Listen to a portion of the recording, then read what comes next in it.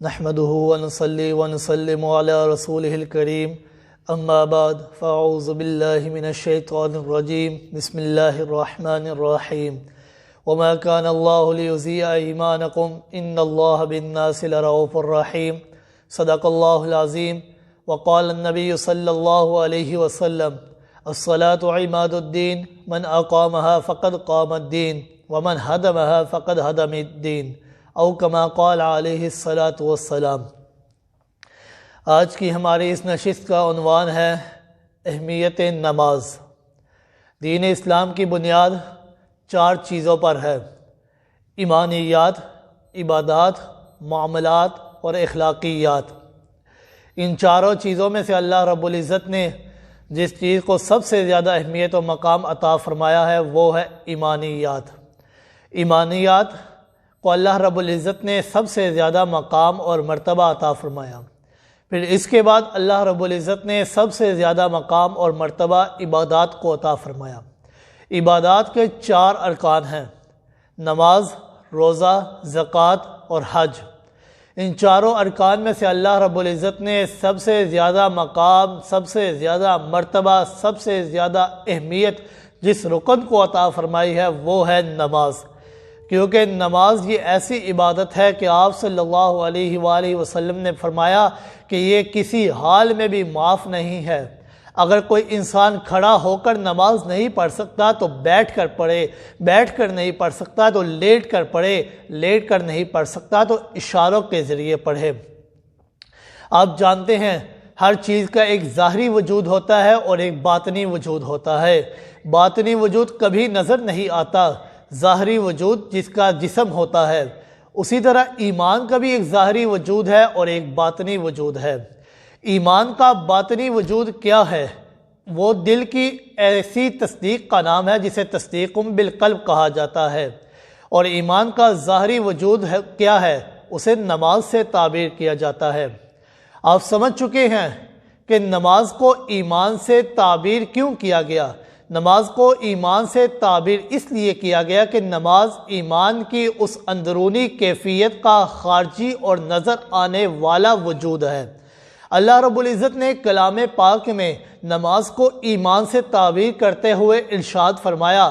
2 سپارہ سورۃ البقرہ آیت نمبر 143 اللہ رب العزت نے ارشاد فرمایا وَمَا كَانَ اللَّهُ لِيُضِيعَ إِيمَانَكُمْ إِنَّ اللَّهَ بِالنَّاسِ لَرَءُوفٌ رَحِيمٌ کہ میں اللہ رب العزت تمہارے ایمان کو ہرگز ضائع نہیں کروں گا، کہ بے شک اللہ رب العزت انسانوں کے ساتھ رحم کرنے والے مہربان ہیں.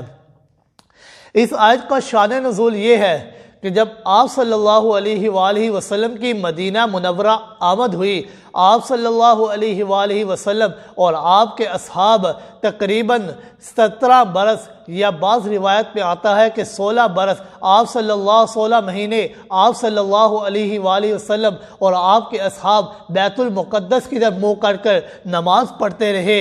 بعد میں اللہ رب العزت نے بیت اللہ کی طرف منہ کر کے نماز پڑھنے کا حکم دے دیا. تو جب آپ صلی اللہ علیہ وآلہ وسلم اور آپ کے اصحاب بیت اللہ کی طرف منہ کر کر نماز پڑھنے لگ گئے، بعض لوگوں کے دلوں میں یہ وہم پیدا ہونے لگ گیا کہ وہ نمازیں جو ہم نے بیت المقدس کی طرف منہ کر کے ادا کی ہیں ان نمازوں کا کیا ہوگا، کیا وہ ضائع ہو گئی ہیں؟ اللہ رب العزت نے تسلی دیتے ہوئے ارشاد فرمایا وَمَا كَانَ اللَّهُ لِيُضِيعَ إِيمَانَكُمْ إِنَّ اللَّهَ بِالنَّاسِ لَرَءُوفٌ رَحِيمٌ کہ میں اللہ رب العزت تمہارے ایمان کو ہرگز ضائع نہیں کروں گا، کہ بے شک میں اللہ رب العزت انسانوں کے ساتھ نہایت رحم کرنے والا مہربان ہوں. اس آیت میں اللہ رب العزت نے نماز کو ایمان سے تعبیر کرتے ہوئے یہ ارشاد فرما دیا کہ نماز یہ ایمان کا ظاہری وجود ہے. اور نماز یہ تو ایسی عبادت ہے کہ آپ صلی اللہ علیہ وآلہ وسلم نے فرمایا کہ جب انسان نماز ادا کرتا ہے تو اللہ رب العزت اس کے تمام گناہ جھاڑ دیتے ہیں اس نماز کی وجہ سے. حضرت ابو ذر غفاری رضی اللہ تعالیٰ عنہ فرماتے ہیں کہ آپ صلی اللہ علیہ وآلہ وسلم ایک دن موسم خزاں کے وقت اپنے گھر سے باہر تشریف لاتے ہیں.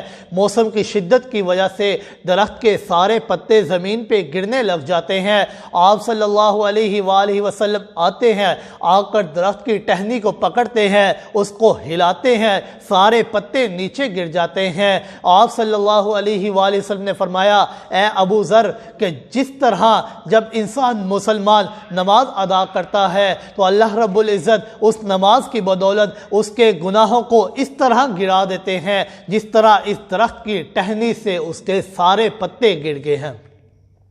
اور آپ صلی اللہ علیہ وآلہ وسلم نے بطور استشہاد قرآن مجید کی آیت مبارکہ تلاوت فرمائی۔ سورہ ہود 13واں سپارہ آیت نمبر 114 میں اللہ رب العزت نے ارشاد فرمایا اقم الصلاۃ طرفی النہار وزلفا من اللیل ان الحسنات یذہبن السیئات ذالک ذکری للذاکرین، کہ دن کے دونوں اطراف اور رات کے کچھ حصے میں نماز ادا کیا کرو کہ بے شک نیکیاں یہ انسان کے گناہوں کو جھاڑ دیتے ہیں اور یہ نصیحت ہے نصیحت حاصل کرنے والوں کے لیے۔ آئیے آخر میں بس میں اتنا کہہ دینا چاہتا ہوں، مسجد تو بنا دی شب بھر میں ایمان کی حرارت والوں نے، مسجد تو بنا دی شب بھر میں ایمان کی حرارت والوں نے، من اپنا پرانا پاپی ہے برسوں میں نمازی بن نہ سکا، وما علینا الا البلاغ۔